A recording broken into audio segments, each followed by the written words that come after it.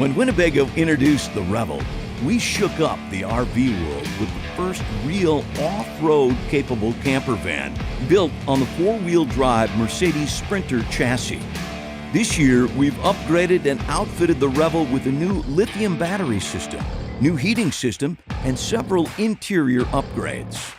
We also kept the main features that make the Revel so popular, including the power lift platform bed that transforms your living space into the ultimate gear garage, perfect for storing all kinds of outdoor gear, as well as the innovative wet bath that is easily configured to a gear closet.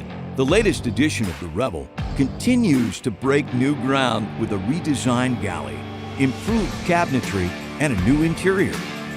The Revel is available in 3 exterior colors, with and without graphics.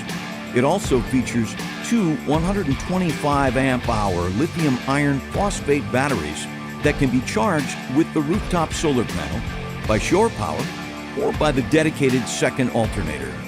This system provides over 3,000 watt-hours of usable power, enough to run the AC system when you need to cool down after a long hike.